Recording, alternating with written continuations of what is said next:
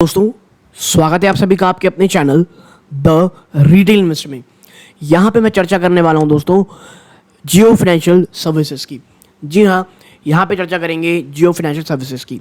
और देखिए, एक आप कह सकते हैं स्टॉक एक शानदार गिरावट दिखाया पहले, फिर एक उतनी ही शानदार तेज़ी दिखाया, लेकिन जैसे ही सर्किट ओपन हुआ ना दोस्तों, जी हाँ, आपको पता होना चाहिए, जैसे ही स्टॉक बीएससी से निकला पहली बार, फिर सर्किट जो थे अब वो भी ओपन हो चुके हैं। उसके बाद से आप देखेंगे तो धीरे धीरे स्टॉक ना नीचे की तरफ आ रहा है। और ये चीज़ आपको इसकी चार्ट में भी देखने को मिलेगी। कैसे? आप मात्र 1 महीने का चार्ट देखें। एआई ऊपरी स्तरों से लगातार जो पैसिव फंड्स की सेलिंग हुई स्टॉक में, जो एक कह सकते हैं आप जो रीशफल हुआ, उसके बाद गिरावट शुरू हुई। स्टॉक गिरते गिरते 15% गिरावट दिखाया, और लेकिन वहाँ 2011 तक आया, 211 तक आया। खैर आया तो दोस्तों आप देखेंगे तो ज़रा 6 महीने चलते हैं तो ये आया तो स्टॉक 201 के आसपास भी था, लेकिन वहाँ से फिर एक रैली आई, स्टॉक ऑलमोस्ट 20% भागा, 255 रुपये। और अब देखें ना तो वहाँ से वापस एक गिरावट शुरू हो गई है और स्टॉक 8.5% के आसपास टूट चुका है। और अब निवेशक इस बात को लेकर के डर रहे हैं कि भाई आखिर जियो फाइनेंशियल में ना करना क्या है, क्योंकि एक समय कहा ही जा रहा था कि सिर्फ ये भाई ऊपर की तरफ ही जाएगा।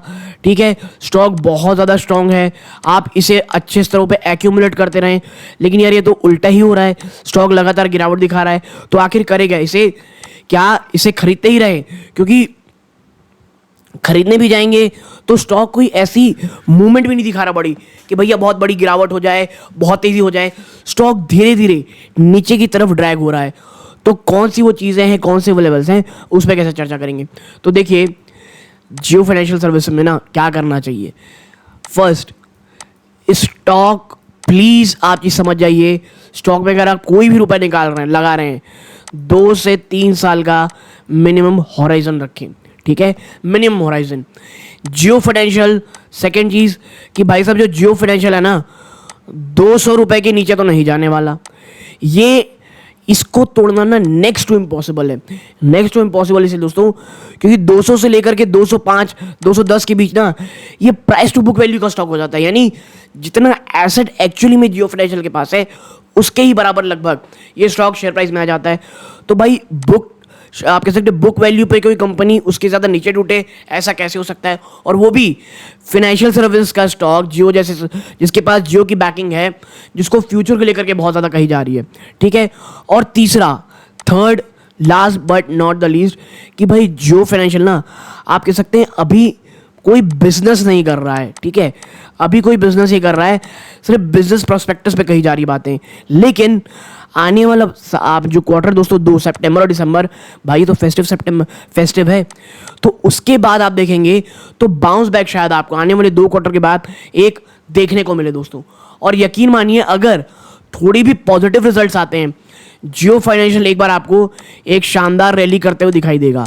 ठीक है, लेकिन जियो फाइनेंशियल गाइस कम से कम 2 से 3 साल का अपना विजन रखें। और इतना ही नहीं, करेंटली जियो फाइनेंशियल 230 को तोड़े, ये अगर तोड़ता है दोस्तों ऑन द क्लोजिंग बेसिस और नीचे जाता है तो स्टॉक वीक होगा दोस्तों। और ये जो पूरे लेवल चल रहे हैं ना दोस्तों, ये एक बहुत अच्छा मौका आपको एक्यूमुलेशन का मिल रहा है। क्योंकि देखिए, एक बार स्टॉक में रिजल्ट्स आने शुरू हो गए, थोड़े बहुत अच्छे हो, देखिए 2 क्वार्टर नंबर्स थोड़े ठीक ही आएंगे, क्योंकि भैया एक तो कंपैरिजन करने के लिए उतना कुछ है नहीं। यहाँ से अगर कोई पॉजिटिविटी देखने को मिलती है, प्लस अगर मैनेजमेंट की कमेंट्री आ जाती है कि भैया हम बहुत ज़्यादा एक्साइटेड हैं, जिस तरह की हमको आप कह सकते हैं हमको रिस्पॉन्स मिला है कस्टमर के द्वारा, आने वाले समय में जियो फाइनेंशियल कोई ऐसी टारगेट दे दें बहुत बड़ा, तो भाई ये आपके हाथ में नहीं आएगा तब। ठीक है, और इसीलिए मैं कह रहा हूँ कि अभी अगर आपको खरीदारी करनी है तो ये मौका है दोस्तों एक्यूमुलेशन का।